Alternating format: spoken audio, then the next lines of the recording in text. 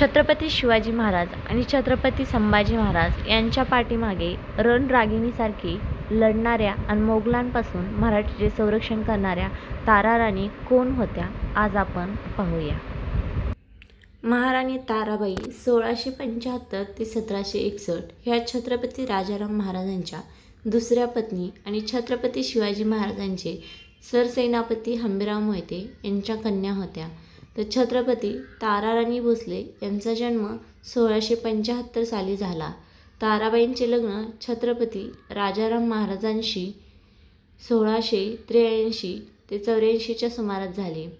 25 मार्च 1689 रोजी मोगलांशी रायगडावर वेढा घातला असता त्या छत्रपती राजाराम महाराजांच्या यांच्यासह रायगडावरून निसटून गेल्या. छत्रपती राजाराम महाराज जिंजीला गेल्यानंतर ताराबाई, राजसबाई आणि अंबिकाबाई या विशाळगड येथे राहिल्या. रामचंद्रपंत अमात्य यांच्या मार्गदर्शनाखाली त्यांनी विशाळगड येथे लष्करी व मुघली व्यवहाराची माहिती घेतली. सन 1694 साली त्या तिन्ही जिंजीला पोहोचल्या. 9 जून 1696 रोजी ताराबाईला शिवाजी हा पुत्र झाला. राजाराम महाराजांच्या निधनानंतर राज्यकारभाराची सर्व सूत्रे हाती आल्यावरती समोर उभ्या असलेल्या अनेक कठीण प्रसंगांनी खचून न जाता मोगली फौजांना मागे सारण्यासाठी ताराराणींनी आक्रमक भूमिका घेतल्या.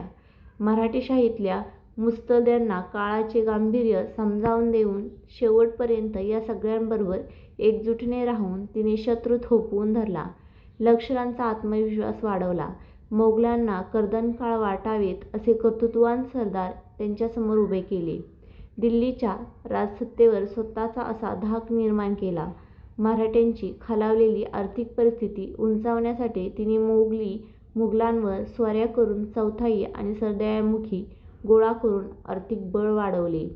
सन 1705 मध्ये मराठी फौजा नर्मदा ओलांडून माळवा प्रांतात शिरल्या आणि मोगल फौजांना त्यांचे खडे चारले. त्या जिंकलेल्या प्रांतांमधून चौथाई आणि सरदेशमुखी वसुली करून स्वराज्याची तिजोरी आर्थिकदृष्ट्या बळकट केली. करवीर राजांची कोल्हापूरच्या राजगादीने तिने स्थापना केली. ताराबाई मराठ्यांच्या इतिहासातील ही एक कर्तबगार राज्यस्त्री होती. छत्रपती शिवाजी महाराज आणि छत्रपती संभाजी महाराज यांच्या मागे त्यांनी कणखरपणे राज्याची धुरा सांभाळली.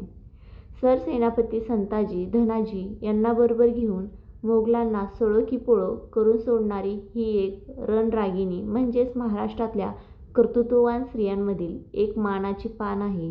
सन 1700 साली जिंजी मोगलांच्या ताब्यात आली, पण तत्पूर्वी राजाराम जिंजीहून निसटून महाराष्ट्रात परतले.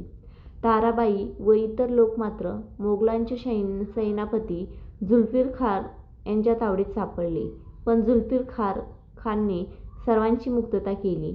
2 मार्च 1703 रोजी छत्रपती राजाराम यांना सिंहगड किल्ल्यावर मृत्यू झाल्यानंतर मराठी साम्राज्याची सूत्रे ताराराणी यांच्या हाती आली.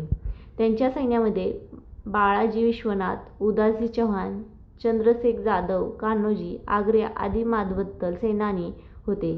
त्यांनी मोगलांची पळताभुई थोडी अशी अवस्था केली. सन 1705 साली त्यांनी मोगलांच्या ताब्यातील पन्हाळा किल्ला जिंकून कारंजा ही राजधानी बनवली. घोडेस्वारीमध्ये निपुण असलेल्या ताराबाई जात्याचं अत्यंत बुद्धिमान तडफदार होत्या. त्यांना युद्धकौशल्य आणि राजकारणातल्या उलाढालींचे तंत्र अवगत होते. इसवी सन 1700 ते 1707 या काळात शिवाजी महाराजांच्या या सुनेच्या तडफदार धोरणांमुळे आणि मुत्सद्देगिरीमुळे औरंगजेबाला मराठीची झुंज देता 7 वर्ष दक्षिणेत मुक्काम करावा लागला आणि अखेर अपयश घेऊन येथेच धिंगण ठेवावा लागला. या काळात ताराबाई आणि दुसरा शिवाजी कोल्हापूर यांचा मुक्काम अधिक तर पन्हाळ्यावरच असे. त्यांनी मराठा साम्राज्य सांभाळलं. मुघलांना स्वराज्याच्या हितशत्रूंना तोंड देत राहिल्या. त्यांच्या आयुष्यातील अनेक वेळा बंड लढायांचा सामना करावा लागला. पतीनिधनानंतर 61 वर्ष त्यांनी मराठा साम्राज्यातल्या घडामोडी पाहिल्या. 4 डिसेंबर रोजी 1761 रोजी ताराबाई यांचे निधन झाले.